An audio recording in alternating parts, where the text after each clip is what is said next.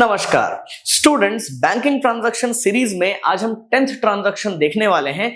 आइए जरा समझते हैं ये ट्रांजैक्शन हमसे क्या कह रहा है। तो कहता है कि when expenses are paid by issue of a cheque. समझने वाली बात है, यहाँ पे एक्सपेंसेस को डिनोट करने के लिए हमने एक्सपेंसेस अकाउंट को मेंटेन किया हुआ है एंड चेक से क्योंकि पेमेंट हो रहा है तो हमने बैंक अकाउंट यहाँ पे मेंटेन किया हुआ है।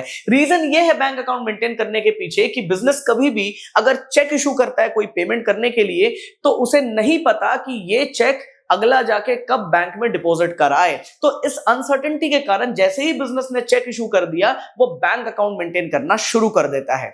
अब इस ट्रांजैक्शन को अगर आप समझिएगा तो हुआ ये है कि बिजनेस ने अपना एक्सपेंस चेक इशू करके भरपाई किया है। तो समझना यह है कि यहां पे जो एक्सपेंस है बिजनेस का वो बिजनेस को इनकर हुआ है, तो बिजनेस के लिए एक्सपेंस हुआ है, तो एक्सपेंस बढ़ रहा है बिजनेस का। एंड बिजनेस ने इस एक्सपेंस को मीट कैसे किया? चेक इशू करके। तो बैंक बैलेंस बिजनेस का घटना चाहिए। तो हम इस जानकारी को नोट करते हैं कि हमें एक्सपेंस को तो यहां पे बढ़ाना है बट हमें बैंक को यहां पे घटाना पड़ेगा। अब अगर हम लोग मॉडर्न अप्रोच के हिसाब से सोचे तो एक्सपेंसेस अकाउंट हमने यहां पे लिख दिया, इसका जो कैटेगरी है वो एक्सपेंस कैटेगरी का ही अकाउंट होगा एंड एक्सपेंस कैटेगरी के अकाउंट का जो बैलेंस होता है वो डेबिट होता है। एंड सिमिलरली अगर हम लोग बैंक अकाउंट के बारे में सोचे तो बैंक अकाउंट अगर मॉडर्न अप्रोच से देखें तो ये एक एसेट अकाउंट हो जाएगा बिजनेस के लिए।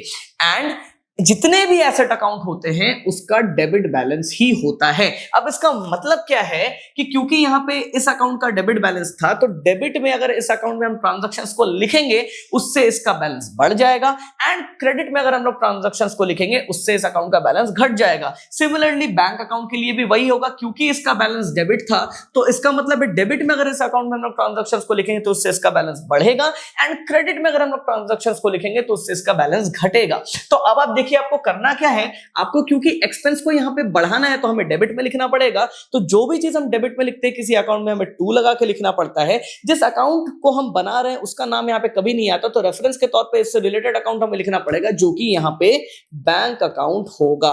सिमिलरली अगर हम लोग सोचे बैंक अकाउंट के लिए, इसे क्योंकि हमें घटाना था तो हमें इसे क्रेडिट साइड में लिखना पड़ेगा। कुछ भी चीज जब हम अकाउंट में क्रेडिट साइड में लिखते हैं तो हमें बाई लगा के लिखना पड़ता है।